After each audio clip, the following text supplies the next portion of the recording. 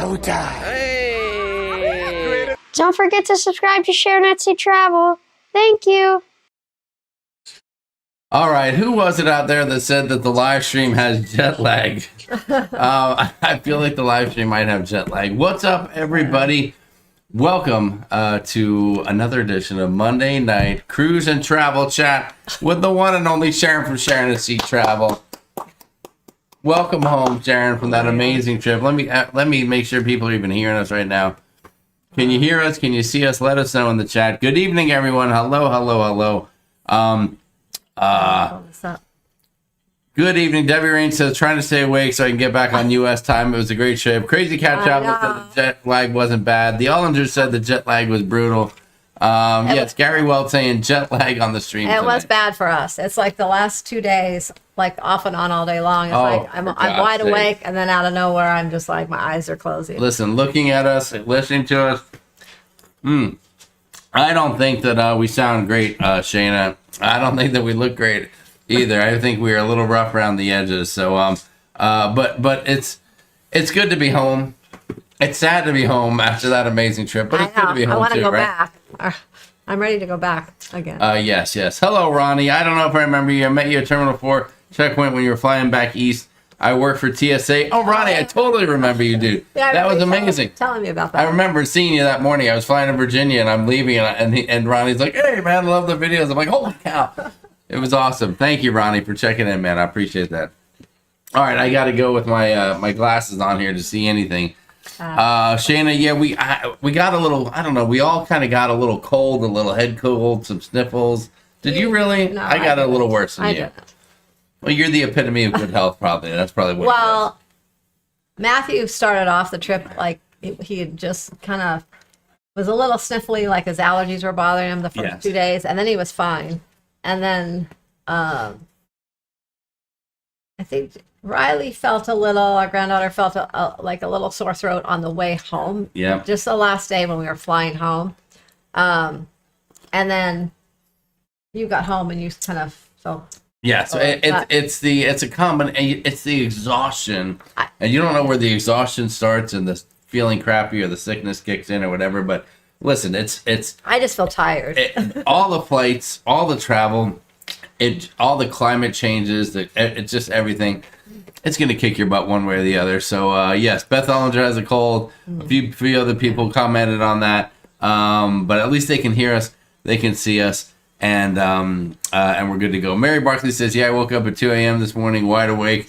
Yes, it's weird trying to get used to things. I took a nap the last 2 days, and it totally messed me up all over the place. And it wasn't like I didn't really have any kind of jet lag going.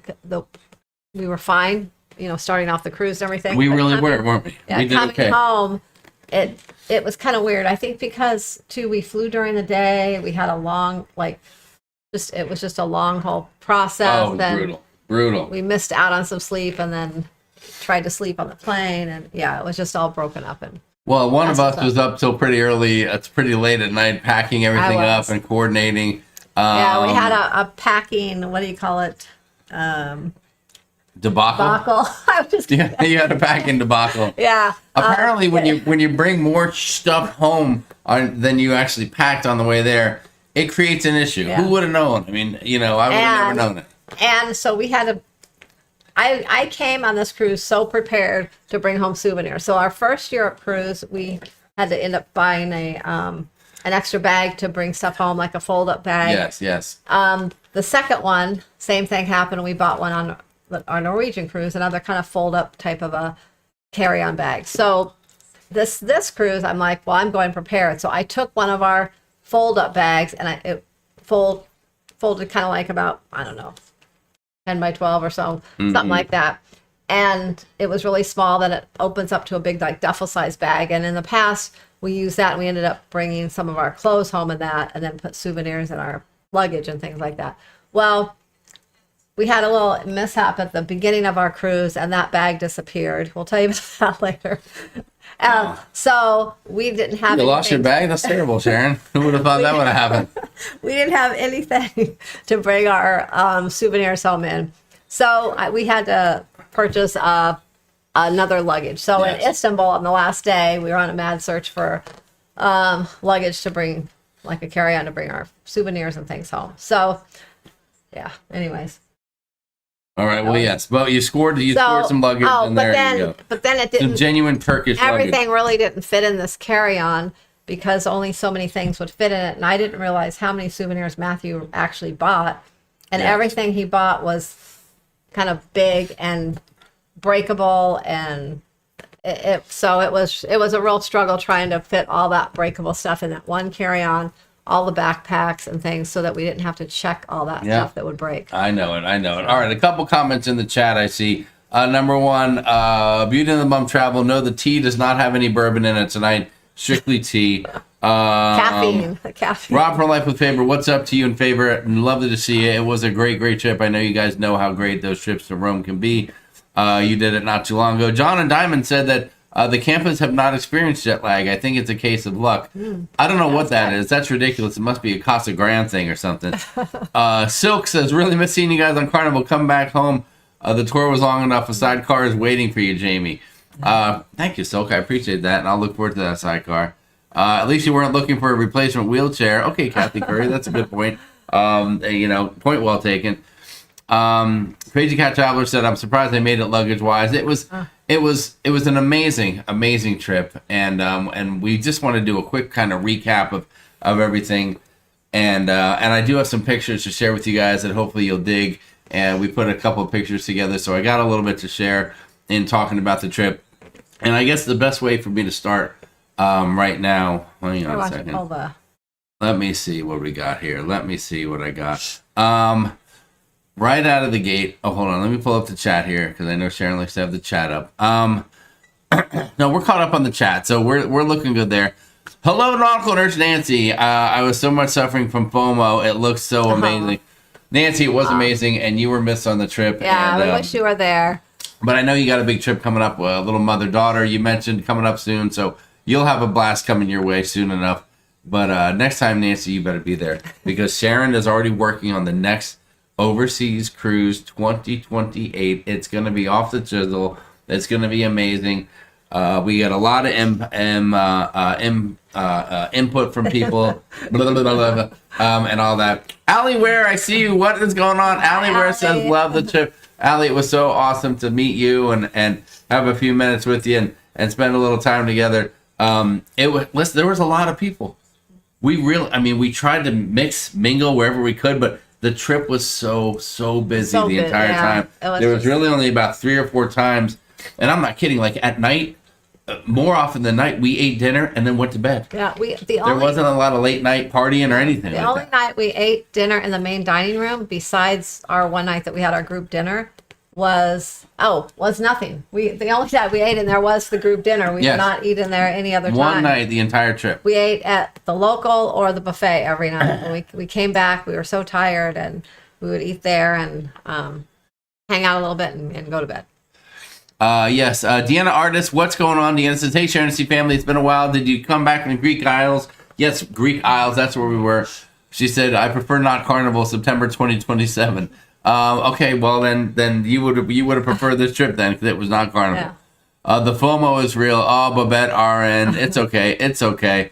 All right, so sleep was essential. John and Diamond, you're right about that. Getting a good night's sleep was the key to really maximizing this trip. Yeah, so especially because the heat. It was so, towards the end it wasn't as bad, but the beginning, the first half of the trip, the heat, it was warm. It was. So if you were tired, you would not do well. All right, so listen, so we want to do a quick rundown, and then we'll take questions and all that kind of stuff. So oddly enough, the trip started on an innocent Saturday morning as we boarded a 5 a.m. flight to go from Arizona to Chicago, and then we had about a 5-hour layover and then we would go from Chicago to Amsterdam and then on to Rome.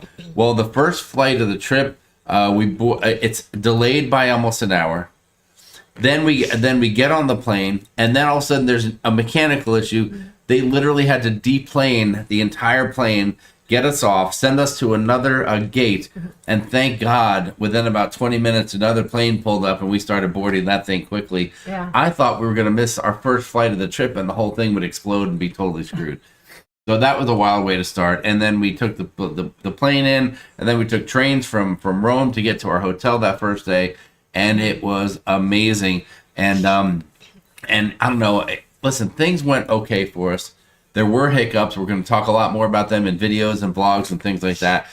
And besides having a deep plane on the first morning, I think our biggest hiccup was at the end of the first day, because we got to Rome the first day. We probably got to our hotel by about 3 or so. We were kind of checked in and back out on the streets and ready to go. Yeah. And we saw some great things, and it was super cool. And we had a whole plan where the end of the day we were going to climb the Spanish Steps, get to the top of the Spanish Steps, look out on the city, and then there was a metro station right there, a subway station. We were going to get into, boom, hop on, and take a train back to the hotel. Well, we climbed the Spanish Steps, 100 and how many steps? Hundreds of steps. Thousands of steps. I don't know, tons of steps. We're exhausted at this point, barely making it up the steps. We get all the way up and we go to the metro station, and there's a sign, this entrance is closed to the metro station.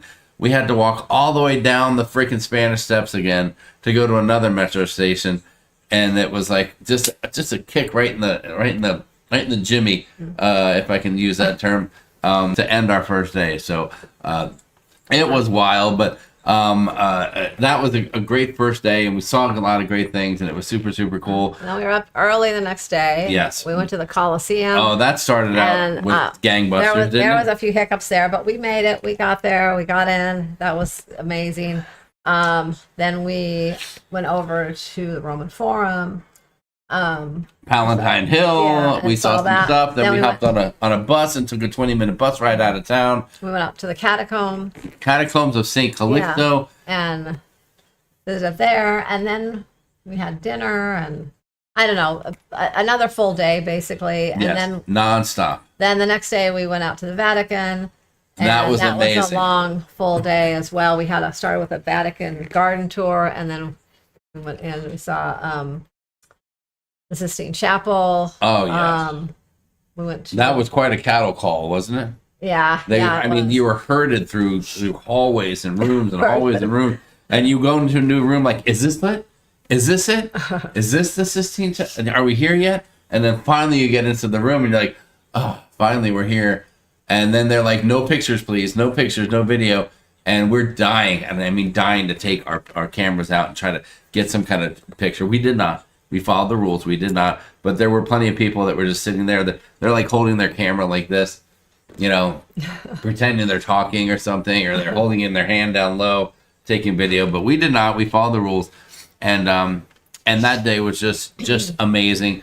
And then that night we had a local dinner with a bunch of our friends that we met up that were part of the group. So that was super cool. And then the next day was embarkation day, and it turned out to be the worst day ever.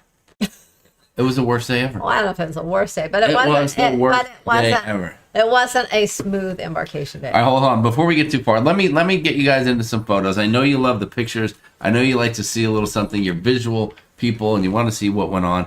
So let's see if we can get into some photos here that I can show you. Hang on, let me jump back to the chat really quick. Do you want to see photos? Is that what you want to see here during this live stream? I need to know. Let me know in the chat. Yes to photos. Virgin does a great Greek Isle itinerary. Scott Weaver, we might have to look at that.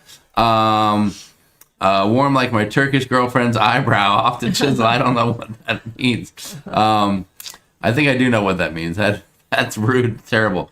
Backup planes apparently exist. Yeah, John, it was crazy. They pulled this thing out of a hangar. Hopefully it was. I think there was a guy. He wiped off the windshield, took a few layers of dust off, and got us on there. Heading into its itinerary mid-July. Excited to see and hear about the experience. JYD, we will have all the information you can stomach and then some.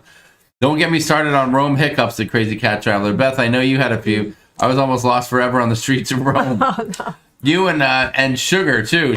We ran into Sugar, and and we're like, "What are you doing?" She goes, "I'm trying to find the hotel." I'm like, "You're going the wrong way." And I know there's a lot of talk going around about if you book through third parties that some of your tours are getting canceled and things in Rome, and that is true to some extent. There were several people in the group who booked through reputable companies. Viator, Get Your Guide, Get Your Guide, and yes. their tours were canceled because the tour guides were not able to secure the tickets to get into these places last minute. And Yes. they have a new thing there where they're not able to buy them all up like they used to. So, so that is Unbelievable. becoming an issue. I mean, it doesn't happen to everyone, but Listen, it was an issue for us. but- It happened to us, and luckily we went to Plan B as quick as we could, and still made the best of it, and still got in the still got Coliseum. it, yeah. Carla McClendon is in the house. What is going on? Hi, Sharon, Jamie, Hi, in the Carla. chat. Watch on TV. It won't let me use the chat. Carla, Oh, that is quite all right. okay. We're just glad to know you're here. We hope everything's going great for you on the East Coast, and we hope that your hotel empire is going fantastic. If you don't know Carla, not only does she run Hilton Hotels, she's also in charge of Carnival down there in Port Canaveral. So she runs a lot of stuff. She's incredibly important down there. How did the hip take those stairs? Kevtopia, the hip did okay. you did good. The hip did pretty damn good. Every other muscle in my body was screaming for mercy, but the hip was okay. You guys have all the luck with the planes leaving on time, even the final flight from NYC. LOL. Yeah. Well, that was another thing. Our last Even though, yes, flight the coming last flight. home from, was that the one from that was the one from New York to Yes. Phoenix, yeah. Yeah. The one we really just needed to go smoothly Get at that home. point. We were out in the plane, and then with the weather, I guess we weren't able to take off right away, and we were in that plane for I don't know how long, sitting out there. Over an hour. Yeah, just sitting out there waiting to take We were off. all dozing in and out of consciousness in our Yeah. seats, just like, I think by the time we actually took off, we were asleep. Yes. Oh, Beauty and the Bum Travel says meta glasses come in handy in the Sistine Chapel. All right. Well, Yeah. you need to get me the footage then. Get me the footage. That walk, I blame the Italian officer. I lost the luggage wheel that embarkation day. Not a happy camper. Listen, we came back on our flight from New York to here, and one whole corner of the luggage was just punched in. Yeah. It looked like a gorilla might have punched it. One Riley used was Yes. punched in like that. Yeah. Okay. All right. Well, Let me get some pictures at going on here. least John only lost a wheel. He didn't lose a whole bag. Oh, that would have been brutal. Easy, Sharon. But you said we weren't talking about that. Italy's customs when we landed. Well, Italy's customs were a piece of cake. You know why? Because Well, we landed in for us, Amsterdam, but- and we went through the whole EES process in Amsterdam.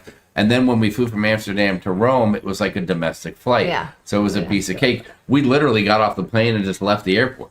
We didn't Yeah. even go through a custom or anything. But so that was super easy. I think it really depends when you arrive in Rome, because some people go through very smoothly without issues, and other people get held up in long lines. So It's just all about the timing. Yeah, it's all about the timing. It's all about the timing and how busy it is. In Amsterdam, it was busy and it was crazy. It probably took us about 25 minutes or so to walk up to the area, do the EES thing, then go through. You have to enact the EES with them over there and do it, and then you have to go through and kind of do it again, which is a process of allowing you to go in. And you got held up the one time where you had to go through the line where you have to actually talk to someone. Coming back when we left Rome. Oh, that was it. Yeah, that was at one spot Yeah, there. that on the way. same thing happened to me, and I had to go. Yes, it's listen. They're working out the kinks, but it wasn't as bad as everyone had said and as we had imagined it could be. So I guess we'll just go with that. All right, listen. Let's jump into some pictures here, Sharon. People want to know what's going on out there. Here is the photo collage, guys. Starting with this was the first flight. It looks like we had the whole The plane first ourselves. morning, we were some of the first people on the plane, and we got on, and we're just happy. It's 5 a.m. in this picture, and we're happy and bubbly, and just look at us, excited to attack the 5 day. a.m. 5 a.m. This is like 4. I don't know, probably like 4:30 or something like that. No, this might have been a little after 5 because there was a little delay. But this is for a 5 a.m. flight, and here we are to start the last leg of our flight from JFK to Arizona. Oh my God. Do you notice the difference there? Let me go back and show you guys again. This is to begin the trip. Okay. And I think our granddaughter Riley has the most telling face in the whole thing. And that was to end the trip. Devastated. We're brutal. I mean, just exhausted. Sharon's exhausted. Matthew, you could see the exhaustion in his face. And I'm just sitting there with poop eating grin on my face like usual. So it was quite a difference going and coming home, that's for sure. But the first day we got to Rome, and we went to the church of Santa Maria, Saint Mary, and it's we were confused about the name Saint Mary Maggiore, I think it is, which is Italian for major, which means this is Mary, as in Jesus's mom, Mary. So we went into the area, and it was funny. They were doing some work or something over here, and they had a big sheet hanging, and they were using it as an advertisement. So there's a huge basilica right there, a church, and on the right part of it is a big ad for a Samsung Galaxy S26 Ultra, which Sharon coincidentally had, so that was kind of cool. And then the next day, boom, you've got the Coliseum. It was amazing. It was everything you wanted to be and more. And we did our own thing. We just got tickets and entered ourselves. We didn't do a tour, so we really just had the run of the place to be calm, go nice and slow through the whole thing, see everything we wanted to see. Walked around the whole upper level. We went down to the lower level as well, and just had beautiful views, and it was just a really, really cool experience. I recommend watching the movie Gladiator before you go. We did find someone that we entrusted to take a picture of us. We were constantly on the lookout for pickpockets the whole time, so we were worried to give our camera to someone to take a picture, but we figured if they went to the trouble of getting into the tour, that we could probably trust them, so that was awesome. Then the next day was the Vatican. This is us kind of beginning the Vatican tour, if you will. Sharon's got a happy look on her face, and we're like, oh, it's a beautiful day. It's nice and cool. It's lovely out. Turned out we walked for almost 2 hours around that whole place, and we were exhausted. But we saw some great, cool things, like this amazing garden. There's Matthew looking super cool right there with this beautiful manicured garden behind him. We were keeping an eye out for the Pope, but I don't think we didn't see the Pope, did we? No, we didn't get a look at the Pope. But it was just awesome. And from different parts, we could see over to St. Peter's Basilica, which was right there. So the views, the area, it was just all amazing. And then here's what it looked like. Like, here's us, just our little group that we were in. We booked a tour directly with the Vatican itself. So although our Coliseum tour fell out from under us, and then we had to make some quick last-minute changes, we knew this one was going to be great. So that's just us and our pretty small group walking through the Vatican Garden. It was an amazing experience.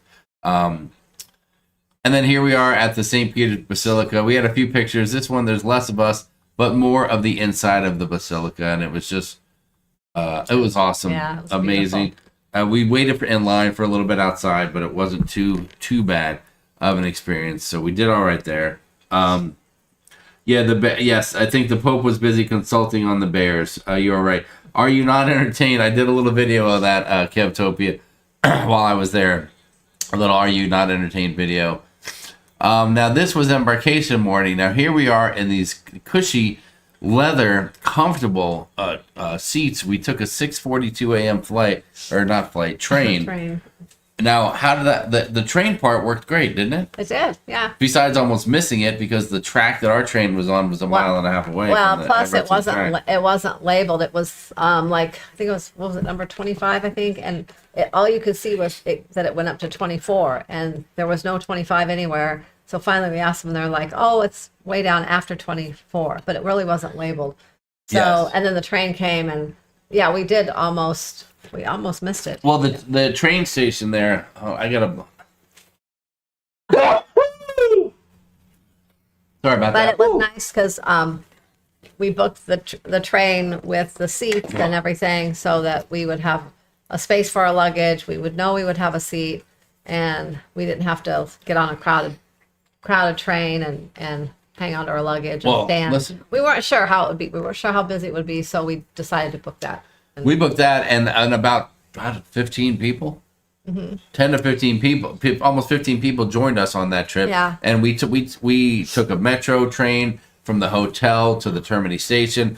Now, at the Termini station, the trains are they're known for not having their platform, announced which train platform they're going to be on until about 10 to 15 minutes before the train's ready to go. So you got to really be like on the ready. So we're all sitting there waiting for the train platform to get announced, and then finally it goes this train number to Civitavecchia, platform 25. We're like, okay, great. Which way do we go? And some lady goes, you go that way. And we're like, okay, so we go that way. And like Sharon said, we're looking for the platform 25, and it only said like 22 to 24. Yeah. And we're asking people along the way that work there, where's 25? Keep going. Where's 25? Keep going. And we're like, what the? We just kept going and going to like a far away corner. There must have been a shortcut to the platform that we didn't know about. But we were racing there, and it was a little bit stressful for a moment. But we got on, got the ride, and then once we got to Civitavecchia, we walked from the train station to the Della Largo Pace shuttle area, which is about a mile walk or so. It seemed like more than that. And we stopped at McDonald's on the way there and had coffee and pastries, so that was pretty fun. And the McDonald's there are not like the McDonald's here. They have like all kinds of pastries and they have regular donuts and lots of extra kind of it was great. Good things. So, and that's where, as we were then after we left McDonald's, we walked to the shuttle, and at some point there. So, well, let me backtrack a little bit. So when we packed, we all checked one bag, and then we each had a backpack. Tell the story, Sharon. Go ahead. Get it off your chest. Then we each had a sling bag. Let everyone know. Well, we wanted to bring some snacks and things on the plane, but there wasn't really room. So I had this idea to buy, I got these kind of like nylon little bags on Amazon where we put our snacks in there, but then we also could kind of throw our sling bags in those bags to get on the plane, so that it looked like we still only had two things. So we carried them on that way. So we had these bags. Then after we left the hotel, we were trying to put our stuff all back together. And I ended up having to put a packing cube in the one I was carrying. And then this fold up duffel bag thing that I was bringing to bring our souvenir stuff home. Mm-hmm. And I slid in that too. And so I was carrying that along with my luggage. Well, at one point, Jamie was being nice because I was carrying all that stuff, and he's like, oh, I'll carry it. So he took it. Well, and then at some point, not sure when it happened, but he must have set it down on the ground. Maybe, I think because he had the camera, he was doing something, and then he started walking again and forgot to pick it up. And I didn't notice. Then we got on the bus, the shuttle bus, to go over to the terminal, and I don't know exactly where. And I know I thought he had it then, but I don't know. Maybe he didn't have it when he got on the bus. We're not really sure. But all of a sudden, we got off the bus, and we were at the terminal, and we're getting our stuff ready to go. And I noticed the bag was missing. And you said, Jamie, you go, where's that other bag? And I go, what bags? They're all right here. You go, no, that other bag. I'm like, what bag? The bag that looks like that bag. And I'm like, whoa, I don't know. And then and I just have a vision of putting it down somewhere to do something else, maybe like turn on the camera and get some video. And for the life of me, I can't remember where it is. So we didn't know if it was on the train or what. So Matthew went back, not the train, the bus. Matthew went back and searched the bus. It wasn't there. So the other bus was leaving to go back to the shuttle location where they bring people back and forth to the ship. So Matthew and I got on that bus, went all the way back. Then we walked back towards the McDonald's part of the way, just looking for the bag where he might have set it down. Never found it. So someone had the bag, I guess.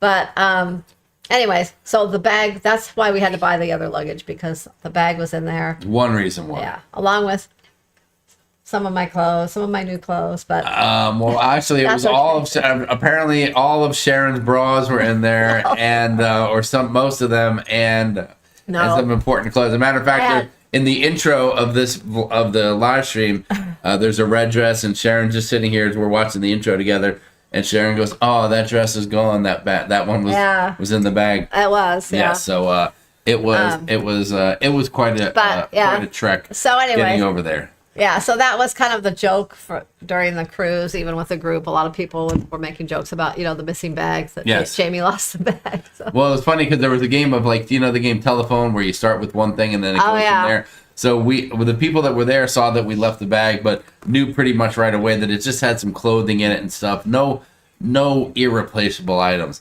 But then by the time we got inside, people were like, "Oh my God, I heard about the bag. Was it the camera equipment? Yeah.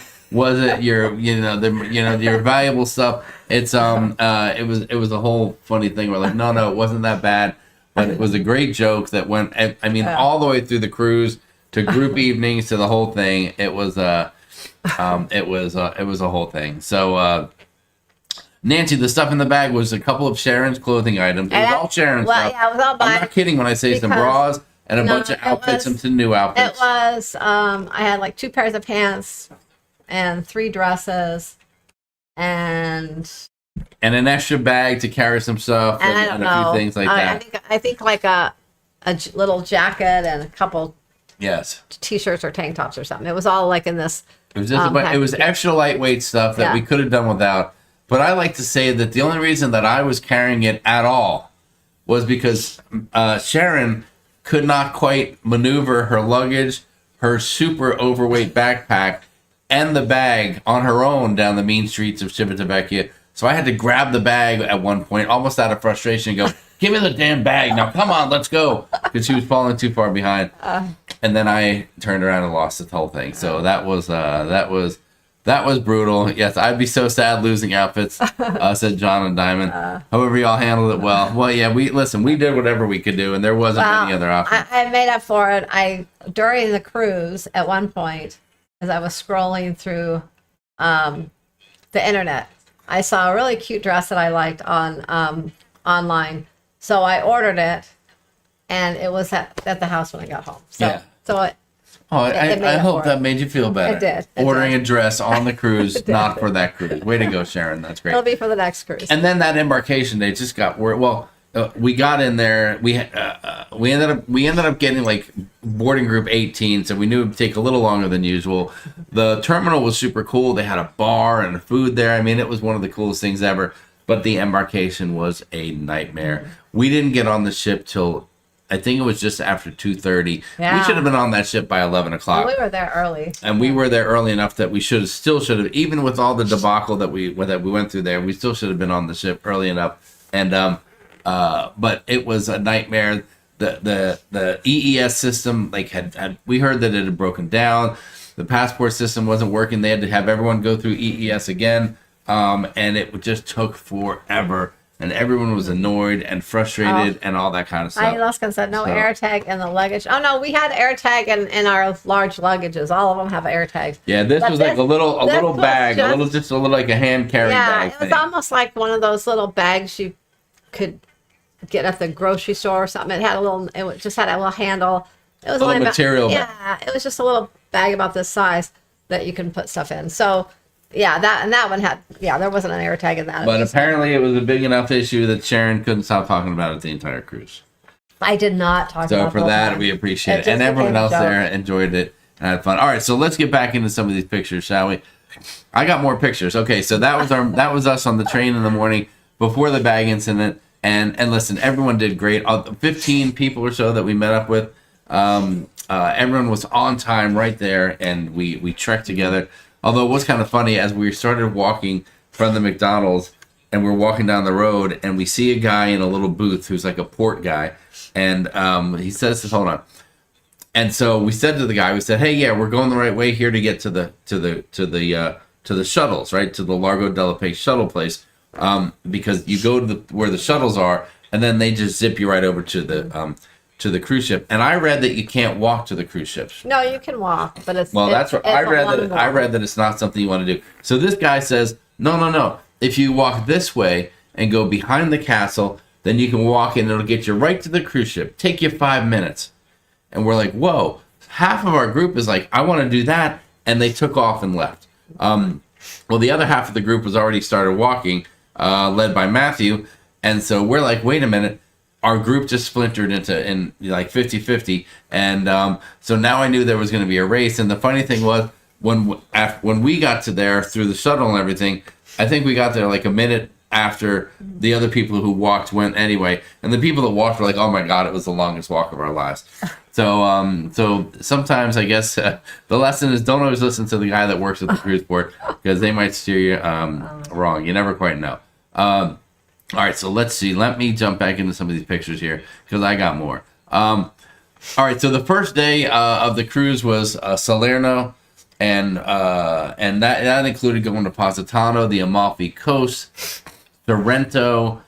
We had a nice lunch and all that, and a highlight for me was going to Pompeii And the highlight in Pompeii was going to this amphitheater. And if you recognize the amphitheater, you can let me know in the comments if you know where we are right there. But I loved it. It was a moving, monumental experience for me. It brought me back to my youth, and it was one of the coolest things that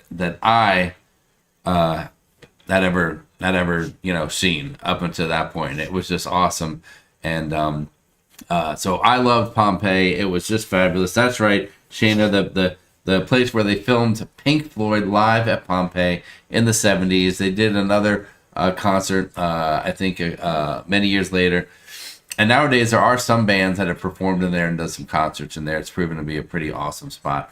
So I thought Pompeii was great. And some of the folks on our group took a tour that turned out to be quite a wild tour. And one of the sweetest, nicest guys that we've ever met on our cruises, I'll just call him Jack, got into a heated argument with the tour guides. And it almost came to blows, and it was one of the funniest stories I've ever heard. You got to be there for it, but it was just something that happened. And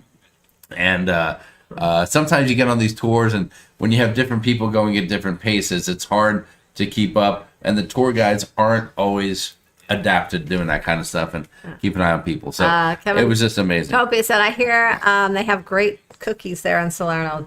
Actually, they do. We had tasted a few different kind of cookies in one of the shops, and I brought home a box of the lemon cookies with me. How'd you like the limoncello? I was not a fan of it. Because it's 37% alcohol. I was looking forward to it, but it just wasn't good. We went into a place. All the other stuff, the lemon candies, all the different cookies, the chocolate, all the other things they had there, Yes, were good.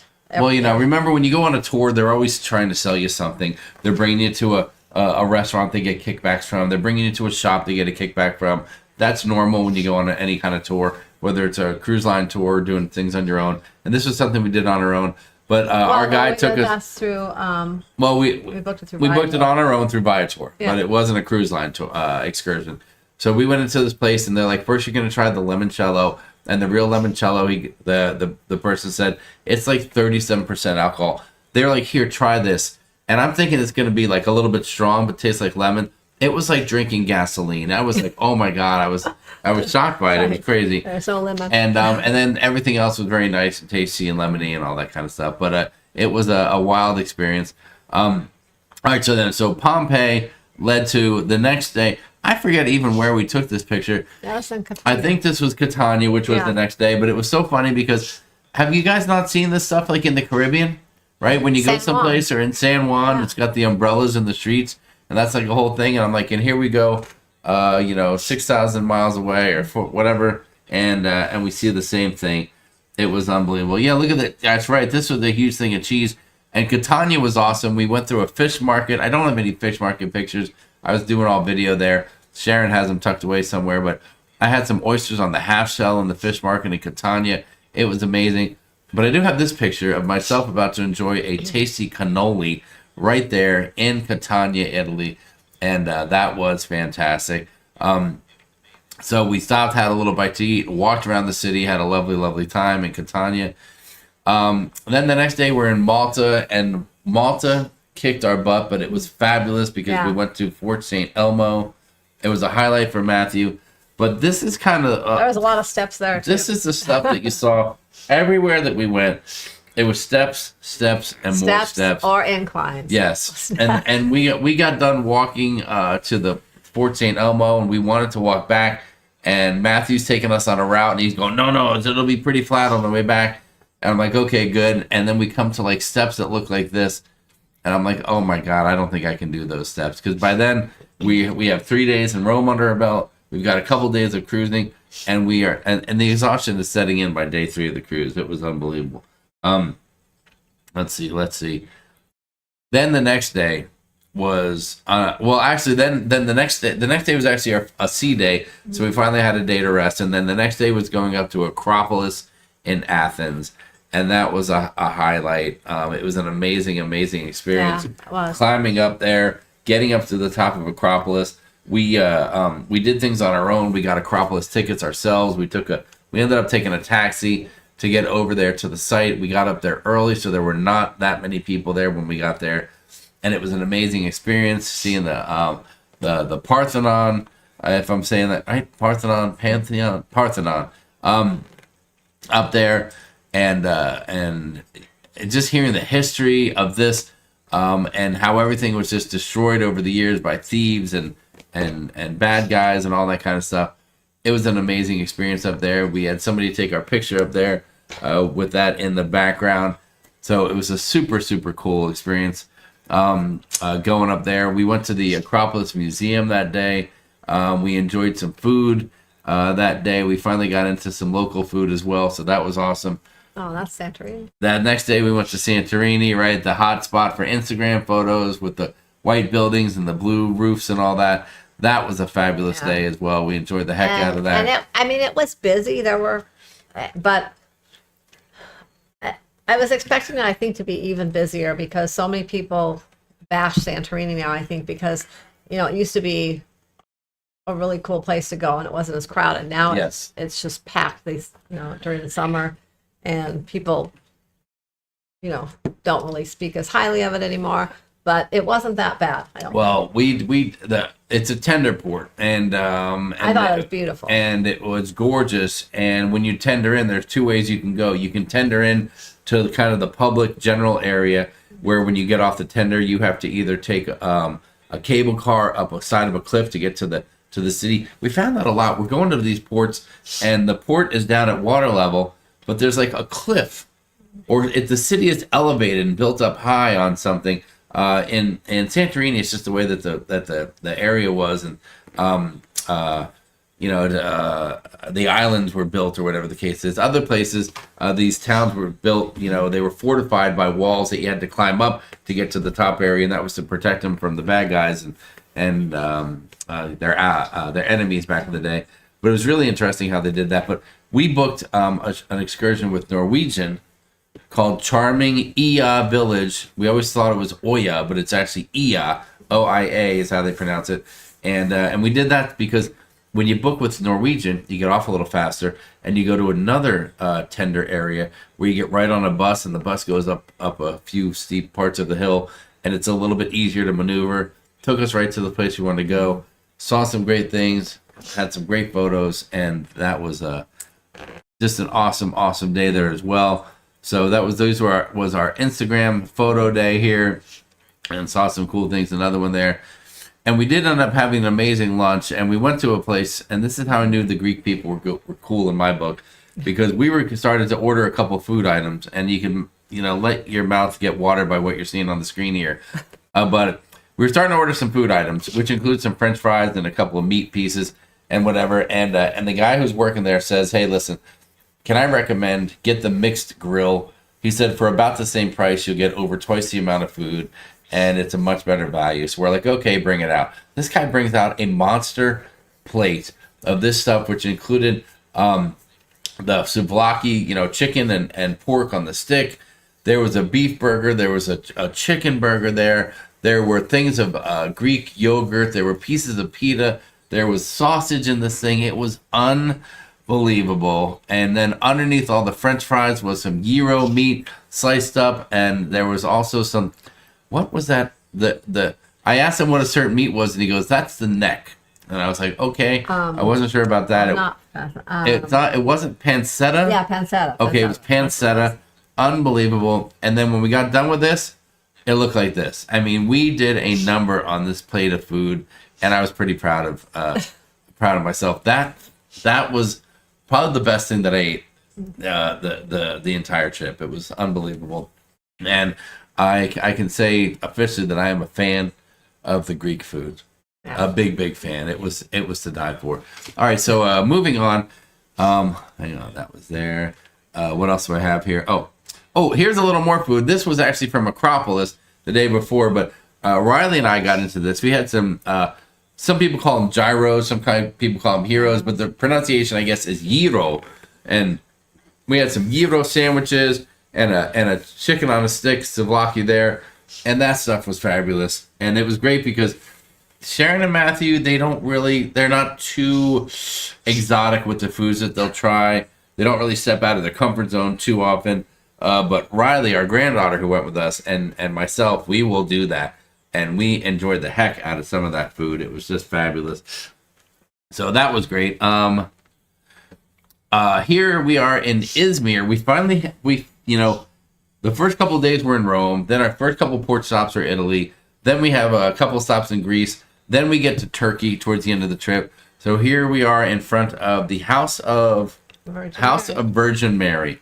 So that was a pretty cool day. We didn't know what to expect. We booked a tour with through Ventura Shore. And it was we did like a group excursion there. So there were several people from the group that were on that with us. We had, I think, four like vans.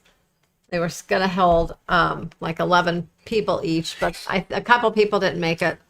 But it was great. We were all kind of followed each other. When we got to every place, we were all there together, and it turned out to be a really, really great tour. Yeah. The guys that were running the tour, the guys that were driving and everything, they were very coordinated. They kept us all close. And even though we were in different vehicles, like 4 different vehicles, they really paid a lot of attention to what we were doing. Yeah, even so, and they communicated throughout the vans. Even on the way back at the very end, one of the tour guides was singing in the other van, and we could hear it in our van. Yeah, they had like a Bluetooth speaker connection, so the guy's singing some kind of a Turkish song, and it was funny. He was serenading a little bit, so that was a lot of fun.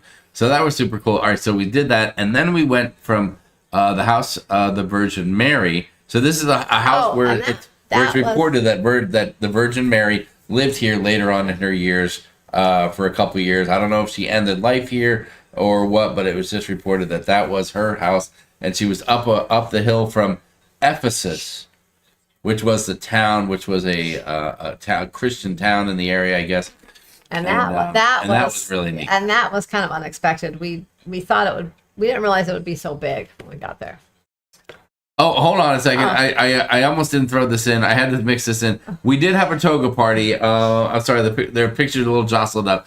We threw a toga party together on the one night before the sea day. We wanted to do something different, so we did rock a toga party, and there was a lot of great participation for that.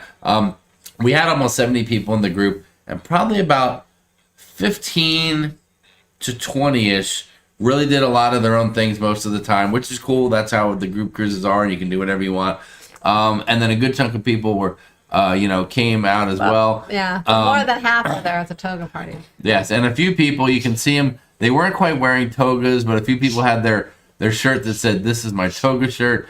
And on the bottom left, you see the black shirt that says "Toga Party Security." So that was hysterical there. So that was just a lot of fun doing that.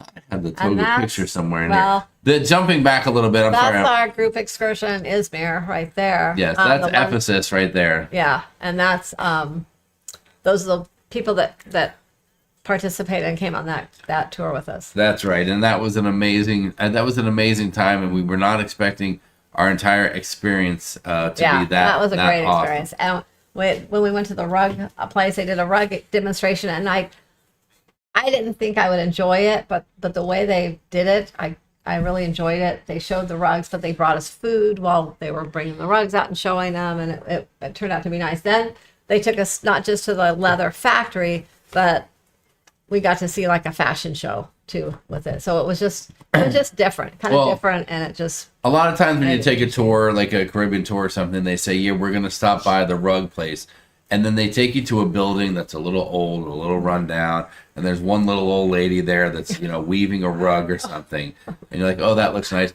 But these guys took us to a place where they're making these Turkish rugs, and these rugs take anywhere from months to sometimes years to make these rugs on different levels of detail. So we saw a couple of ladies doing these on some really big machines. They showed us the whole way that they create the silk to weave with and all that kind of stuff. It was unbelievable. And several people in the group bought rugs. They did, and these rugs were not cheap. Yeah. They had a special thing where you pay one price, and that includes shipping, getting it home, and everything. But when these guys put us in a room, gave us snacks, drinks, and wine, like an apple drink and then some wine. This apple tea, and it was Oh, so God. good. It was in delicious. fact, when we were in Istanbul, And you'll see all this stuff in the vlog, so sit tight because it's all going to be coming out. I actually bought some of the apple tea and pomegranate tea to bring home. So it was really good. And they put on a show demonstrating these rugs, and then of course the sales pitch came, and again a few people bought them and made some nice memories with those. And like Sharon said, then the next thing they're like, okay, we're going to take you to a leather store where you can see how they make the leather. So we go to this other building, and it's like a little junior leather factory type of thing. And then these guys put on a like Sharon said, a whole fashion show like the with lights like start 20 flashing. different leather jackets and things like that. We were blown away by that. They also had some drinks available, some wine and stuff, something we'd never seen. And then they took us into their factory store and made a sales pitch, and some people bought some leather jackets, so that was cool too. I thought it was neat. Matthew was like, it's a little too much of a sales pitch at the end. I'm like, yeah. But I thought it was different. At least it was air conditioning and we were indoors. Yeah, So. I liked it. A very, very cool experience there. But yes, getting back to Ephesus and the experience we had there, it was just fabulous, and I think everyone in the group had a great time.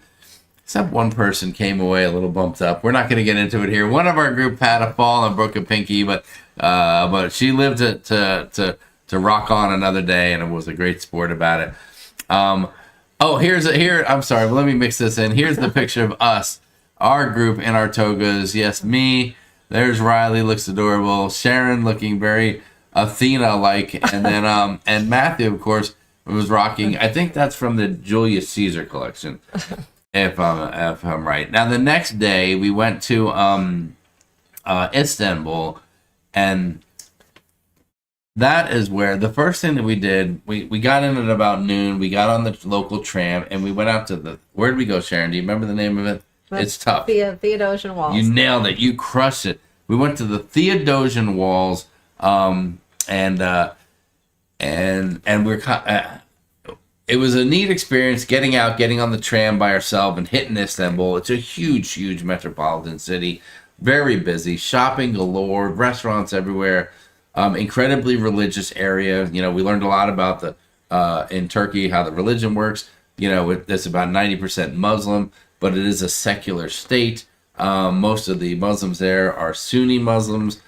I'm not quite sure exactly what that all plays out to, but the fact that it's a secular state means that the state, the government, you can practice or not practice the religion as much as you want, versus going to some other Muslim countries where, it's like a mandatory deal. Now, although it was very interesting when we were on the ship one morning, on the last morning of the cruise, actually, I finally noticed it about 4:30 in the morning. I heard a bunch of noise coming out from outside, and I went out on the balcony.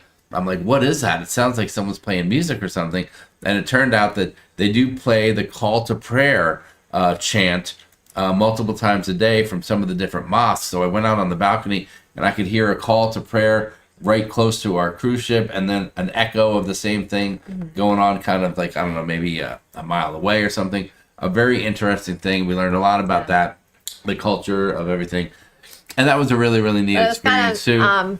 Cool spending the night there, because at night when we were in our room, we could look out on our balcony, and we had such a gorgeous view of everything lit up. And it was amazing.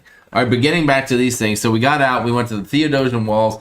Matthew was really into this because these are the walls that protected Istanbul, or what was Constantinople, for centuries and centuries from being taken over, until finally it was taken over by, and I don't even know the name of the guy. Too bad Matthew's not here. He could rip all this information off for you. But a lot of history there, and Matthew was really into that. So that was a cool experience. And so then we walked back and took a tram back to the inner city. There's another look at these massive, massive walls that are just still constructed there, that did such a good job of protecting the area for so long. This was a look. Yeah, that's the view from our balcony. Speaking of our balcony, this was the picture. This is the way that our ship was aligned. We were in the perfect spot to see this mosque that sits right over the Galata Port area. Just to the left is a clock tower. It's Clock Tower Square, which is a popular meeting spot and things like that. And this cruise port was one of the most interesting cruise ports that I've ever been to. It was a really, really cool setup. And it went underground and under the city for a little bit, and then came out on the street. and it was just super cool. This picture is one of the best photos we took of the whole time there. It was just gorgeous. Oh, and finally, maybe the best decision we made the whole time was our ride back. We used a company called Safe Airport Transfers, and we got picked up. It was fabulous service. They were early. We hopped in a van, and this thing was super comfy, super fresh. And right here was debarkation morning, and Sharon, you and Riley looked quite comfy over there. And of course, Matthew and I were crushing it right here. And leather, the whole 9 yards. It didn't have a bar, but it was still okay. We did okay in there. So that was a little bit of a look. Those were some pictures that we put together from our trip, and we do have plenty. Let me jump back into the chat here. Plenty of video. I think maybe by tomorrow afternoon, the first video ought to be out just at the travel day. Let me see. Let me jump up here. The gyros were so delicious, and the fried potatoes. Oh, it was good stuff, John and Diamond. Beth Ellinger said that looks like the same place we had gyros. Delicious. The fashion show, though, and last but not least, the rugs. Don't get me started on the rugs, said John and Diamond. Well, I hope you guys found the one to put that one in your house. Crazy Cat Charlie said, I felt like you guys were stalking my tour, but hey, I got lunch and no leather shop time share deal. Yes, gyro, the G is silent. The lamb ones are so good. Never been to Greece, but we have a huge Greek area in downtown Detroit. So good. Yes, toga. It was unbelievable. Nancy said, yeah, my Anthony was just telling me about this. The House of Virgin Mary in Ephesus. It was so cool. Nancy, Anthony will love it. The historic value of everything going on there and the story of the city of Ephesus. And how it used to be the port city there. Really neat. Did you fill the clay jar with water, Scott? We did not, but we filled our glasses with water quite often, especially in Rome and stuff like that. You would just walk down the street, and then there'd be a little fixture, and there'd be water coming out of a little thing, and you could just fill your cups. So we carry our cups around and refill there, and that was super cool. They did not pull the rug out from under our skates, Captopia. They wined us and dined us to butter us up. That's right. Pomegranate tea sounds lovely, Shayna. Sharon, I hope you enjoy your tea. But our tea today is just regular tea. Yeah, that we need a caffeine. I don't think the apple tea or pomegranate tea has caffeine in it. I was reading the ingredients, and actually a couple of them, I have no clue what they are, but it tasted so good. The apple tea that they gave us, while we were there, it almost tasted like a fresh apple juice more than a tea. Yes. It's like almost like they took the fruit and just, what I'm trying to say, I'm so tired. Yeah. Got all the juice out of it. Like it just was tasted so fresh and like fresh apples. Yeah. John Diamond said, yeah, that woke us up too. Hearing the call to prayer in the morning was very interesting, and obviously it's in another language. It's an eerie sound. If you're not used to it, you're not expecting it. And being in another language, and it sounds like very passionate. I might have a video of it. Maybe I can throw up on our Facebook page, Sharonatsea Travel Community. So look that up. Yes, that was a great picture. Thank you, Heidi. It was super cool. Deanna, the ship we were on was the Norwegian Viva. Yeah. And what was interesting is we've been on the Viva a few times already. And we've been on it the was Prima. 9 days. The cruise was 9 days. So it was very easy to focus on the excursions and the ports. It was so port intensive. Yeah. And since we've been on Viva before, we knew the layout of the ship. We really so it was no big deal. Didn't care to necessarily explore the ship. We went to, let's see, the only shows we saw the rumor show, and it was one of the best rumor shows. It was really good. Talent-wise, than we've seen before. It was really good. And I think that's the only, we went to the, they call it something different on Norwegian, but it's kind of like the Love and Marriage show. Yes. On other cruise lines. We did see that, and it was okay. And that were the only shows we went to. Yep. Yes, Heidi. Riley did. She headed back actually this morning. She got on a plane and went back to. Yeah, we took her to the airport back to this Minnesota morning. to spend the rest of her summer, and then she's going back to college in Duluth after that. Let me see. There was something else. Someone said. John Diamond said Ephesus, hands down my favorite port tour. It's funny. There were a few of you were making jokes, right? You get the timeshare, joke where they bring you in and they wine you and dine you, and then they try to get you to buy stuff. And I'll tell you what they did, and that's true that those were both sales pitch places, right? The leather and the rug place. But it was done in such a nice, interesting way that I didn't. And there was like, on a scale of 1 to 10, the pressure was like a 3, right? Like one guy came up and said, "Hey, can I answer any questions for you?" Like as soon as the presentation was over for the rugs, like a dozen salesmen all came in and went to like each group of people. You could tell like, okay, here's a family, here's a couple, whatever. And they came in and gave us a little sales pitch and said, "Can I answer to anything?" And we're like, "No, we're actually good, but thanks very much for letting us know." And like, "Okay, if you need anything, let me know." And really, that was kind of the end of it. A couple follow-up questions, and that was all. And the same thing with the leather place. A few people were trying things on, seeing how they like it. You were trying. I was getting nervous because you and Riley both, at one point, both of you had leather jackets on, which may have totaled the exact same amount that the cruise would have cost. So that was concerning. I did see one leather jacket that I really, really liked, and I kind of got caught up in the moment. But then I thought about it for a minute, and I was like, okay, you live in Arizona, you're probably never going to wear this much. That's so right. I'm like, okay, I need to pass. Well, Riley found a jacket. She really liked it, but she ended up not pulling the trigger there. But when we got back to the port area, They had the same jacket. she found, well, I don't know. Well, it was not the same, but it was something she really liked. It was not similar. exactly the same, but it was similar. It was a lightweight material with some fur it on was made out of the same stuff. It had a pattern on one side, and it was a plain black on the other side. It was a reversible thing, just like yes. the ones there. Yes. And it was kind of funny because we walked in that shop, and the guy said, she really wanted it, so she asked how much, and he said 250 euros. Woo! And so we're like, oh. And so she's like, oh, no, I'm not going to get it, or whatever. He immediately went down to 150 euros. So, so she bought it. She said, boom. Yeah, so she bought it. Yeah. Yep. So that was awesome. Debbie Rain said, what surprised me on the call to prayer that so many Turks just ignored it. Well, I mean, they do, and that's their whole thing, is that even the Turk guy on our tour had said, listen, one thing about Turkey is that you can practice religion as much or as little, as you like. And I feel like maybe in Istanbul it's a little more engaging than like in Izmir, but it was just a very neat thing. And I saw somebody made the comment about learning about the history and the education of the Muslim culture. It is really interesting. And one of the big places that we saw in Istanbul we wanted to go to is some place called the Hagia Sophia, and it's a mosque that has been around for years. But it's hundreds and hundreds and hundreds of years right now, so you can go in there, but it's a lot of it is not covered up, but covered up a lot. Yes, obstructed. I guess it's very very obstructive all the views. Construction. You couldn't walk down on the bottom floor like you usually could because it was strictly for people to pray, and it just wasn't. A lot of our people group went in there, and I'm sure they got something good out of it. But we opted to go through a really neat Hagia Sophia experience and museum that was adjacent to it, and saw some really cool stuff. Because there's some amazing history. Yeah, we walked over to it. How that thing was kind of all the construction going on. So it was originally built. It burned down. It was rebuilt again. At one point, it had the largest dome ever. Then after 20 years, the dome fell apart.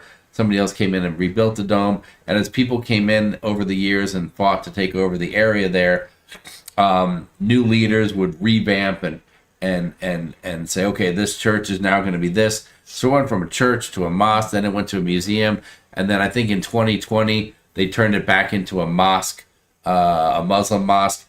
And it's interesting. I mean, originally it was a Christian-based, church and building, and there were areas that they covered up and they spackled over some things to cover up the Christian aspects of it, to turn it into a Muslim-oriented building. And that was a big deal for Matthew. He wanted to see that, and he wanted to see the history of it, and see some of that stuff. So very interesting stuff.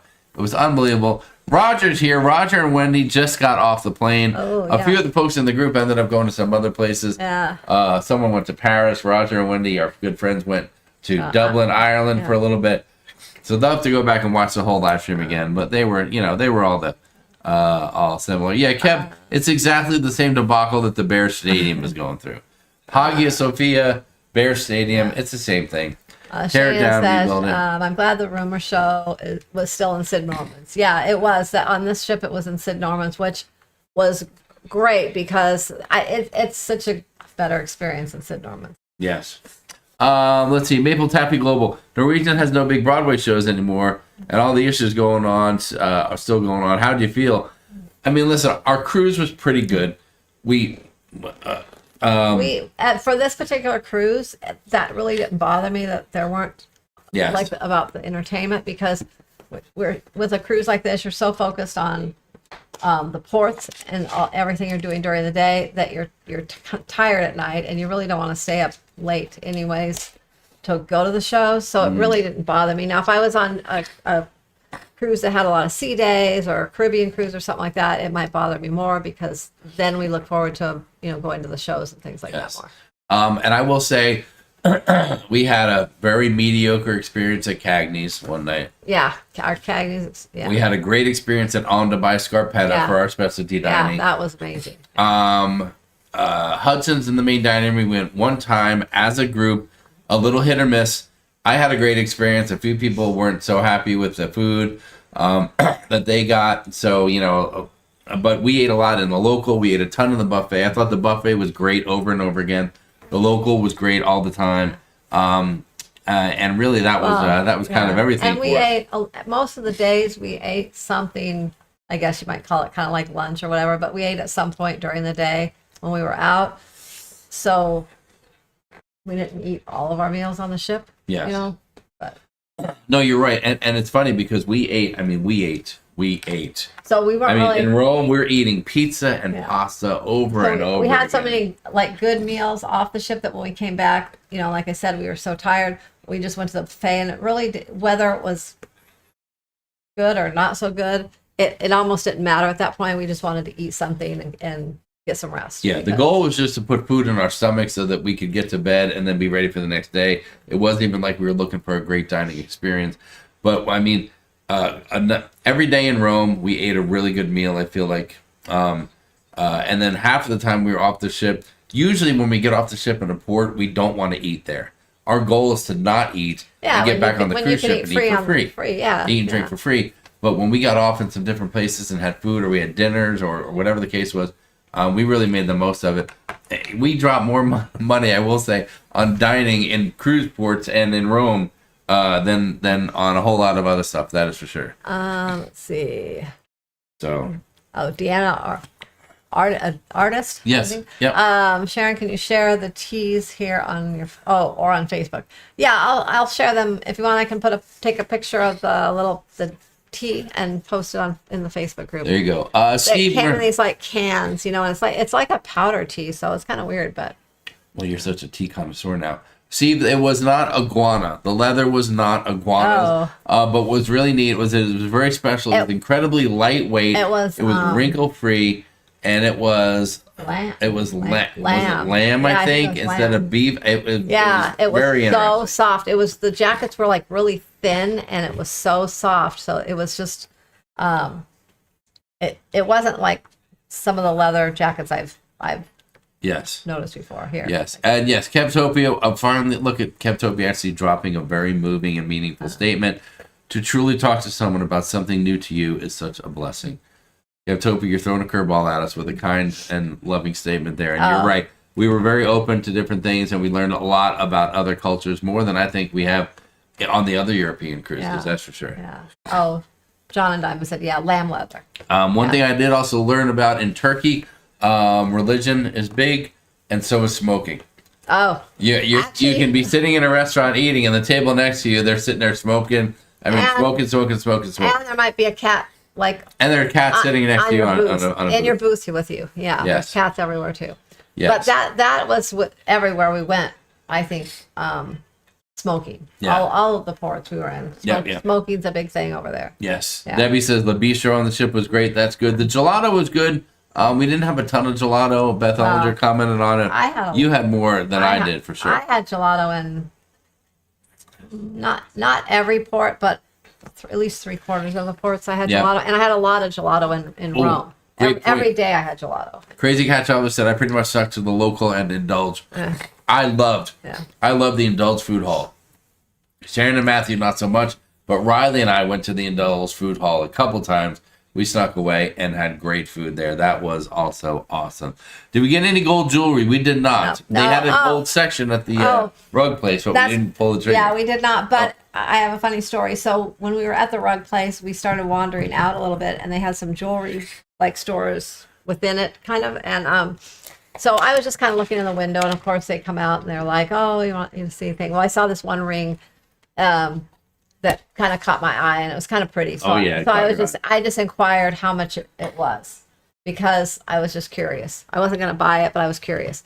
So the guy, of course, grabs it, brings it out, trying to sell it to me, and Does a whole production. Yeah, he's like, okay, it's $3,500 US dollars, but in US it would sell for 7,000, and I was like, okay. In my head, I'm thinking, okay, this ring's probably worth about 500 in the US, Yes, because it was a small like diamond and sapphire kind of thing, but it was a beautiful little piece. yeah, it but was just wasn't quite it was what he just like talking it was just like a cute little ring. Yeah. Anyways, then so he's talking, trying to sell it, whatever, and then we're leaving. We're like, oh no. So as I'm starting to walk out, the other guy comes up, The manager, probably. yeah, and he's like, oh, you want this? He goes, we'll give it to you for $1,750. Like immediately he went from $3,550 to $1,750. So I'm Cut like, the whole damn okay. thing in half. Okay, well, yeah. So I'm like, yeah, no thanks. It was funny. They were ready to wheel and deal, and they would negotiate on the prices too. And even the jackets, it was funny. They didn't have price tags, but they had color coded little Circles, images, yeah. circles, and they had a wooden thing that had the circles, and then what the according price in euros was. And so and even though in Turkey, Turkish lira is the money, but euros were very Okay, heavily euros. Yeah. used and easy to use. Look, I mean, we brought Turkish lira and we brought euros. We probably could have just done all euros and made out okay, but it was nice having a little bit of the Turkish lira too for for tipping and some stuff like that. Hold on, I see a Matthew is doing good, and Matthew loved it, and I think Riley really enjoyed herself too, even though it was very intense. Yeah, the Trevi fountain. Yes, it is amazing. It's beautiful. Yeah, Debbie, I know the jewelry was overpriced, even at their discounted prices. Sometimes just like the experience, even the rugs were amazing and gorgeous. Well, I'm not going to tell you couldn't get a cheaper version, but to sit there and say I got a Turkish rug but from Turkey, you could get a cheaper version, but it wouldn't be an actual Turkish rug that they sat there and took them months to make. Well, yes, for sure. The Trevi, what's up, Eric Granger? Yes, the Trevi fountain was amazing, and we did pay our $1 or two euros a piece so that we could go to the lower area, and we saw the Trevi fountain. It was funny, we were threw the coins in. we were Made our prepared. We were so prepared to fight pickpocketers. But when we were at the Trevi fountain, this was the only time we really, it kind of alarmed us, is Yes, when we got there. the thing that people talk about online, how someone comes up and just starts yelling pickpocketers, and then when someone yells that, people automatically kind of grab the spot on their body or their bag where their belongings are, and then that gives the pickpocketers, they can see where your things are. Yeah. So then other ones come in, and that's how they know where your things are. There were a few times where I felt like someone was pointing out pickpocketers like legitimately. No, but somebody was yelling. But there are other times where someone will yell to create the commotion to get people like all scared and that's what happened lose there. their focus Someone, and caught off guard. Someone started yelling pickpocket, pickpocket, pickpocket. They were like just screaming it for Yes. for probably like 15 seconds or so, and so everyone's kind of freaking out and stuff, and then that was it. Then it was over. Steve Morales said, "Yeah, did you hit Diamonds International?" Steve, there was no Diamonds International on this cruise, but I know what you're talking about, and yes, probably the same thing.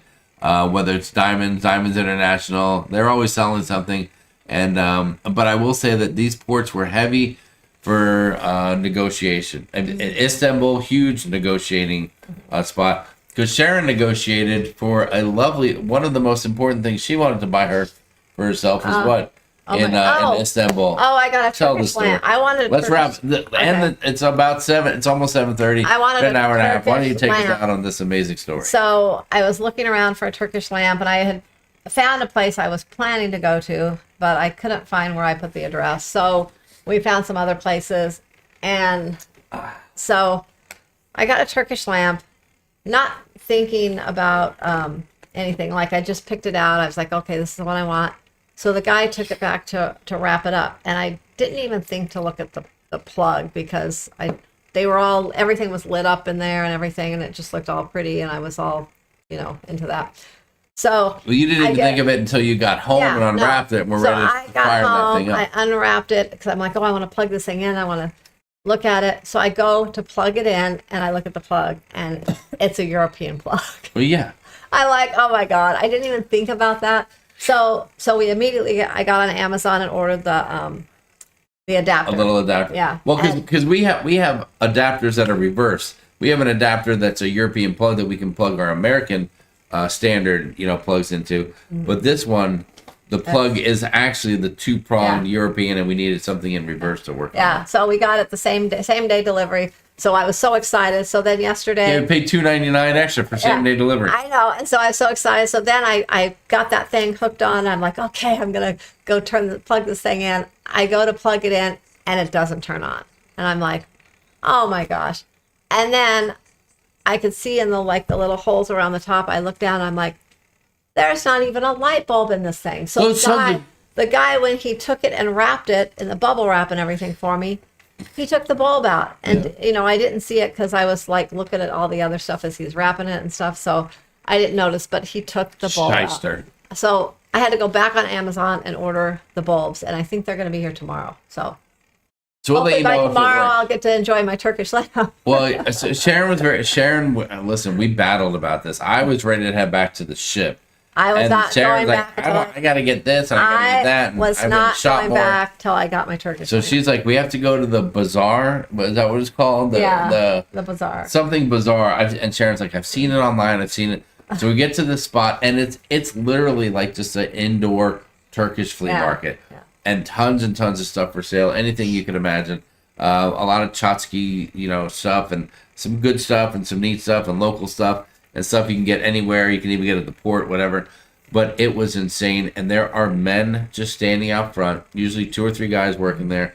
They're all smoking a cigarette. And it's all like, hey, come on. I gotta. If I told you how many times a guy said to me, hey, yeah, I got your size in the shirt. I got your, hey, big fella, I got your size. I'm like, well, thanks for pointing out that I'm a little husky, my friend, but I don't need any new T-shirts. But, they're just hawking and trying to get you into each one of their stores.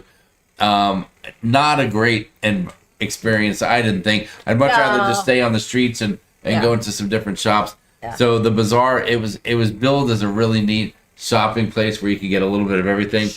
But I don't know. It felt a little cheesy. A buddy of mine. I didn't care for it. A buddy of mine said that what's interesting is many of the people that run those shops, they're not actually Turkish. They're actually from Iran or some other areas that moved to Turkey, and they're the ones that run a lot of those bazaar, locations and all that kind of stuff. So not particularly locals doing their thing, but Sharon got her Turkish lamp, and it turned out wrong plug. Had to order one. No light bulb. They took the damn bulb out. I ordered one of those. I think by tomorrow, maybe your Turkish lamp will be turned on. I'll be able to enjoy it and illuminating your office area. Yeah. But if you plug it in and that thing doesn't work, you're on your own. You are on your own on that deal. I don't, we can't go back and return it unless you kept the receipt. Maybe you kept the receipt. I'm not quite sure. So, but overall, I mean, hey, it was an amazing experience from start to finish. We shared a lot of time with some great friends. We met new friends. We made new friends. A lot of super cool people that we were able to engage with that we saw. And it was funny seeing people in different unique places. There was one couple, Doug and Patricia, and we saw them. Every time we turned around in a location, they're like in the same place that we are over and over. And we're like, are you stalking me? Funny. No, you're stalking me. And had a lot of fun with that. And so it was just super cool. And I think everyone really enjoyed going and spending some time in Rome or doing whatever else they did or seeing some different sites on the back end. Just about everyone came in a couple days early, some even more. It was super cool. Some people really added on trips or added on places at the end, at the beginning, and so. Yes, it was. It was a little hint of Mexico to it. I'll tell you what. Steve, next live stream, Sharon will have the lamp. I promise you. Did you try any Turkish delight? I did, and I brought a whole bunch home. I have lots of Turkish delight right now. Yes. All different flavors. Yes, we did not rub the lamp to see if a genie would come out or anything. It's not that kind of lamp. So love me some turkey. We're heading there soon. Yeah, I saw the comment that Ruth made. Yeah, there's a lot of walking going on. Yeah. So, but you can plan it accordingly. We had some people in the group that weren't huge walkers, and they kind of stayed behind a little bit, or they didn't go out and adventure as much, and it worked out great for them. So you can definitely do things at your own pace and leisure. Usually by booking an excursion on your own, maybe more of a private type of thing, and then you have a lot more controls over it. So that was it. Yes, there were plenty of hookahs there as well for smoking, whatever it is that you like to smoke. Let's see. So Sharon and Jamie, amazing trip. Thanks for providing the opportunity. So where are we going next? The next time we go live, Sharon will be announcing the next location, and we believe that it's going to be the British Isles. I think that's going to be the move. Everyone seemed to be into it. 2028. Yes. It's going to be great. Debbie Rain said, best group cruise ever. Oh, well, that is very nice. And the group was thank amazing. you. And we love the group. And it was such a perfect great mixture. time, and it was Yes. one of our best cruises for the ports, to cruise with everyone. I mean, overall, it was just an amazing experience. Yes. No, Sharon did not hit the hookah while we were there, but maybe she'll do it next time. So we shall see. But I will tell you that this trip, I mean, it kicked our ass. Can I say ass on the live stream?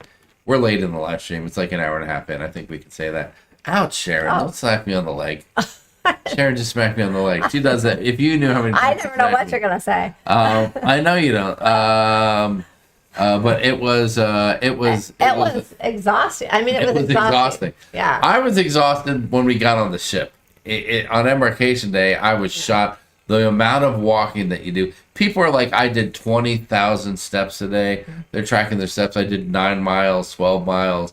I mean, we were at such a pace. On the day that we did, well, you're walking the whole time. on Colosseum Day, we did the Colosseum, and then we did the Roman Forum, which was incredible. Then we walked quickly through Palatine Hill. Then we waited for a bus, and our goal was to go to a place called the Catacombs of Saint Calixto, where there's a huge underground catacomb of burial sites that was found from 1600 years ago or something. It included a pope was there at one point, but over the years they have removed the bones and things that were left in there because they kept getting taken. But going down into the catacombs is amazing. So we get on this bus. It's a pretty hectic ride. It's about 20 minutes. We get off on a street where there's a path that's like this wide to walk on. Cars are flying by us. Yeah. Danger was danger was in the air. It's so crazy. Crazy, and everywhere we went. I mean, Rome, they drive crazy. Turkey, they really drive crazy. Yes, but we get to this place. We're walking up into the entrance. We go to get tickets, so we walk up, and we're like, oh, there's a place there. We can stop and get a drink and have a bite to eat, whatever. So we walk up to the ticket counter. We say, hey, when does the next English tour start? And the guy goes, 1 minute. And we're like, oh, okay, we'll put us on it. We'll take it. Otherwise, we'd have to wait like 30 minutes. So we're like, okay, we'll take it. So he gives us the tickets. We turn around. We walk over to the entrance, and there's like different languages for the tours. And so they take us in. No pictures or video are allowed, so we have no pictures or video. Just only our memories for this one. But we go down into this catacomb. Super, super cool. Really neat stuff that we see. The stories that they told us, that we had a guide talking the whole way. We come out of there. We are exhausted. We're hungry. We got to go to the bathroom. I mean, we were at the end of a massive, massive day. And we're like, let's just get out of here. I want to get back. I want to go back and eat. So we get out. We sit there for 5 minutes, and then boom, we make a beeline. We make an exit. We get back on a bus. Besides the tour, I don't think we spent more than 6 minutes at the place. We didn't. There was other things to see, but we were in. We were out. It was just such a non-stop. Everything we were doing was timed. You had to make plans, book tickets based on time. Everything was structured. It was just such a busy time. The busiest time we've ever had. Yeah. Easily. But was it worth it? It was definitely worth it. Well worth it. It was an amazing trip, and I think a lot of people that went with us had a great time. So, Sharon, I think we had another amazing, successful group cruise. You did a great job. Round of applause for you. another great group cruise in the books. And I look forward to the next time we can get one going on. As a matter of fact, what is the next group cruise, Sharon? I mean, while we're at it, let's just touch base on it really quick. Boom, boom, boom. New Year's is our next 2026 New Year's Eve coming up on Norwegian Encore. That one's going to be a lot more relaxing, a lot less walking, maybe a little more drinking, to be honest with you. It's going to be a good time. Then, of course, after that, we have 2027, the Carnival Fall Festival Group Cruise, October 16th to 24th, 8 days from Port Canaveral, St. Thomas, San Juan, Amber Cove, Celebration Key, the new controversial Carnival Island destination. That's going to be a lot of fun. That's going to be more chill. Amazing. And we're going to have, this one's going to have a lot of like group fun on it. It is going to be fantastic. It's not so ported. I love that it's 8 days, 4 stops, and that's going to be groovy. And you're still ironing out. The weather should be great during that time too. And you are still kind of ironing out all the stuff for the next year's New Year's, where it was Symphony of the Seas, and it turned into Liberty of the Seas. It's all ironed out now. You're gonna have that up for grabs here by the next time we go live. Yeah. No, it's ironed out. It's ready to book. It's ironed out. Okay, well then, if you want to go on the next New Year's Eve cruise, it's actually going to be on Liberty of the Seas out of Galveston, 2027 to 2028. Contact Sharon for details, and we'll be posting more details here in the near future.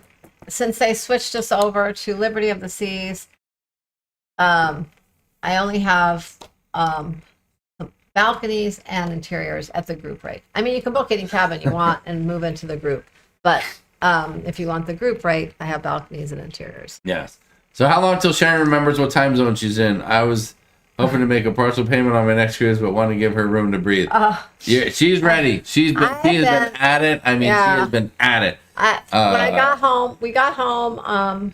We got home at midnight. Saturday night at midnight. And I'm telling you right now, I mean, between at 4 in the morning on Sunday, we're like, bang, I know, unpacking, doing laundry and all that Sunday, I was basically working. But last night, then I just all of a sudden out of nowhere, I just was ready. I just passed out. I was so tired. Yes. And then I've been working all day today. So I mean, hopefully by the end of tomorrow, I'll have gotten back to everyone that I need to get back to. But Sharonatsea Travel is open for business. Shoot her an email. Please contact Sharon to book your cruises. If you follow us, if you're part of our cruise community in any way, shape, or form, please consider contacting Sharon. She will just make it an easier process than contacting the cruise lines directly. So shoot an email at this email right here. Let me put it up on the screen. sharonatsea@gmail.com. That's right, guys. sharonatsea@gmail.com. And shoot her an email today. She'll get back to you easily within 72 hours. I'll probably before 70. Okay, how about like a half hour? Usually, or something like that. Remember, we're in Arizona. So if you're on the East Coast, or if you're, just keep that in mind. But yeah, she'll get back to you pretty quickly. And the next couple of weeks will just be a lot of vlogs coming out. We're getting super excited to be getting a lot more vlogs out now with this travel under our belt, and moving forward to do some other things. And our next big planned trip, I think, is August. And then we might be doing something before that. So we'll see how that plays out. Yeah. And then we have New Year's coming up shortly after that. We have a cruise in November, and a couple other things. We do have a cruise in November. What is that supposed to be? Huh? Is that a secret? Is that a secret cruise? I don't think it's a secret. We'll talk more about that at another time. Let's keep people on the edge of their seat, Sharon. Yeah. That's how you're supposed to do it in the business. In the biz, we're in the biz. You got to keep their attention. All right, let's wrap it up. Let's see if there's any last comments or questions in the chat before we get out of here. We appreciate you guys sitting tight with us. It was great to have toilets and clean bathrooms. That's one thing too. That's for sure. We were worried a little bit about that, and everywhere we went, well, not everywhere we went, but we didn't really have a problem finding bathrooms. And we made a point of every time we went to a restaurant to eat, or we went somewhere like to a museum, or to any kind of place like that, we always just used the bathroom. Even if we didn't think we had to, we just went in and used it. So that we wouldn't be in a situation where we were out somewhere and not find one. Preemptive bathroom structure is important. And they were all free in those type of places. I think only one time we had to pay for a bathroom. I can't even remember where it was. It was kind of like a Oh, it wasn't In like Salerno, we paid for the bathroom. We got off the bus, and there was like a bus drop-off area. Yeah, Yes. I think that's where it was. But, They're aware of what the tourists need, and they'll provide the bathrooms. They'll be there, and they are a lot better conditioned than some of the ones you might run into in the Caribbean. That's for sure. But you were right about that. Every toilet you run into, and I'm not kidding. I got a funny. There's no seat. Like if you picture at home when you lift up the toilet seat, that's what the toilets all look like. There's not a comfy little seat for your buttocks, and I don't know whether that's for a deterrent, so you don't, go in there and drop your dinner, or if that's just the way it is, or whatnot. So you end up squatting down. You got to have strong knees and a good lower back if you're going to sit down on the toilet in some of these places. It was funny. So on the last day we went into the airport in Istanbul, and me and Riley went into the bathroom, and she went to one of the bathroom stalls, opened it up, and was going to go in. And she looked, and then all of a sudden, she had this weird look on her face. She shut the door and came back and looked at me. She goes, I can't go in there. And I was like, what's wrong? I thought she was going to say like it was all dirty or something was wrong with it like that. But she comes out and she's like, just had this weird look. So I go and I open the door and look. And it was the one toilet, how they say it was on the ground. So it was one of those toilets where it's literally a hole in the ground. You just squat over it. And I was like, oh my God. Went in the squatter. So then I opened up one of the other doors, and none of the other doors in that bathroom in the airport were like that. It was just that one random stall that was like that in that bathroom. So, so there were other ones. Anyways, but it was just funny that she opens the door and she just had this look on her face like, yes. Oh my God. Yeah, that's right. Nancy said, good to know, preemptive toileting. Yes, you got to be ahead of the game on the potty. One person made the funny, I think it was my friend John, he said something funny, because we're talking about trying to stay hydrated. So when we're in Rome and we're walking and going and going and going, you can't drink enough water. And you're trying to stay hydrated. And you know how to tell if you're hydrated, right? I'm not telling you guys anything you don't know. Sharon already hit me on my leg right now. You know how to tell if you're hydrated by the color of your pee, right? I mean, I'm not saying anything out of line there. A dark yellow, you need more liquid. Lighter colored, you're hydrated. Well, all through, everywhere in Rome, every time you go to the bathroom, it's, oh my God, it looks like Gatorade, for crying out loud. I can't stay hydrated, because the thing is, you're not drinking as much because you're afraid that you're not going to know where or how to get to the bathroom when you need to get to the bathroom, especially for us older folks. So that was one of the tough things. Always trying to have enough water with you, consuming enough water. But that's a big deal. Yeah. But we were rocking like sweating. Oh my God, it was so hot. There was one day where I got back to the hotel, and then we were gonna eat some dinner, I think, or something like that. And I said, I got to get out of this shirt, and I took my shirt off, and I'm like, oh my God, I had white sweat marks on the back of it, like salt marks from the salt coming out of my body and sweating. I was like, oh my God, nobody even told me. You guys didn't tell me I had this all over my back. And then I went down, and then we met up with some friends, and I go, yeah, I was sweating so bad, guys, I had to change my shirt. And one of my friends goes, oh yeah, you had, why? Because you had all those salt marks on your back, right? And I was like, oh man, everybody knew I had salt marks on my back, and no one even told me about it. For crying out loud. What the heck? I thought we were friends. So yes, electrolytes, we were drinking powdered mixture and water and stuff, just trying to stay hydrated. True, Steve. As men, the world is our urinal. You're right about that. You need electrolytes. You need to stay hydrated. You got to stay ahead on that kind of stuff.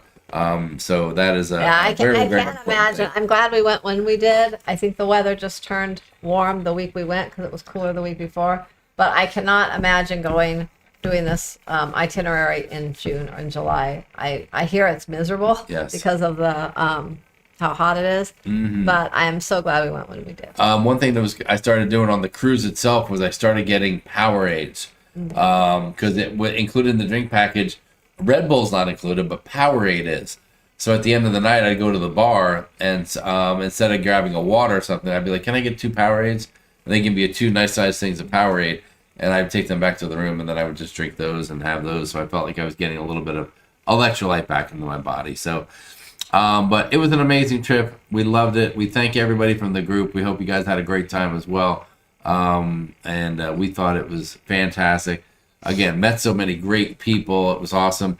and I think we have video from pretty much every day, one way or the other. And there are a few experiences that we had. We'll talk more about our Get Your Guide debacle, our embarkation day, worst embarkation day ever. We're actually going to put out a video that's going to have a thumbnail that'll probably say worst embarkation day ever. But it really was the worst. It's not like it won't be clickbait. It'll literally be the worst one ever. So so keep an eye out for that. But I think maybe by tomorrow afternoon or shortly after the first video will be out, and then we'll be rolling. So I'm excited about that too. I get to edit some videos again, and I love it. So so that's it, guys. Thank you so much for joining us tonight. You've been great, a great audience as usual, and thanks for letting us share our trip with you guys. We'll be putting more pictures and stuff in our Facebook group, so join us over there if you haven't done it already. And Powerade, is that like Gatorade? Yes, yeah. Ruth, it is. Powerade is the cheaper version of Gatorade. The one the cruise line has. Yes. Liquid IV helps. Yes, that's what we were taking on we Charles. Had that a lot too. of that stuff. Yeah, I brought a lot of that stuff. And yes, Shana said everybody else probably had the salt marks too. Maybe they did, but boy, it was, I mean, woo! And bananas. Bananas for the potassium. Yeah. That's a big deal. You can check your hands and check for hydration. You pinch the skin on the top of your hand. If it bounces right back to place, you're good. If it goes slow, you need more electrolytes. I don't know. I think I still need more electrolytes. I'll tell you that. Well, listen, you guys have been great. Thank you so much for joining us. And until next time, I don't know, probably maybe another 2 weeks or so. Maybe next week. I don't know when we'll be live again. You have any idea? Yeah, I don't even know what day. What? We're so busy and crazy right now. It's hard to even know what day of the week it is right now. Yeah, I know. We came home and it's like I always knew what port was next and things during the cruise, but because of the day we left on and everything, it was like we lost track of the day, the actual day. And speaking of debacles, we didn't even mention this, but hotels, what a pain in the butt to get a hotel for 4 people overseas.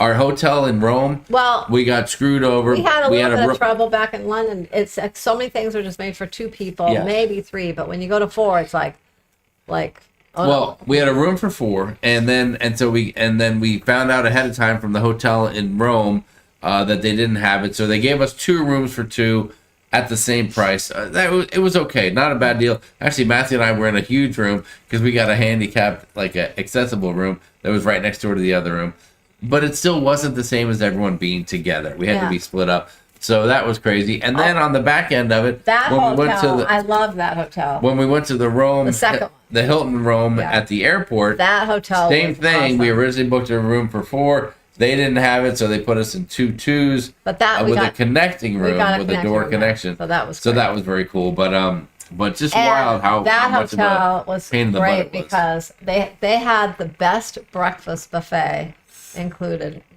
that I've ever seen. It was included for us. I'm not 100% sure if it was included for everybody. I think so. I'm not sure, but it was. But it was awesome. That's for sure. But yeah, it was. They had so many different options. Yes, it was great. But there are no pictures of that because we just enjoyed it, and by then we were done videoing. Yeah. So you'll have to imagine on your own. Maybe Sharon has some pictures of it. All right, Sharon, are you ready? When's the next time we might see everybody? What's today? Today's probably the 8th. It is the 8th. So yeah, maybe the 22nd. Maybe somewhere around there. Look for us on around the 22nd. Look for all the videos coming out. And until next time, from all of us here at Sharonatsea Travel, from Nancy, who is here tonight, thanks for being here. Leanne wasn't here probably because her daughter got married. So congratulations, Leanne. If you watch this later, your daughter Megan get married over the weekend. So that's fantastic. From Lucy, from Riley and Matthew. Riley joining us on this trip. Callie's still out here as well. She's crushing it. Her summer is off to good things. She just got her first job. She's enrolled in college for next year. She's kicking ass and taking names. So way to go, girl. And from all of us here to all of you, good night, everyone, and we will see you in one of our next videos. Yes, we will. We'll see you soon. Thanks for joining us. We always appreciate it. Have a great night. We love you. Good night, everyone.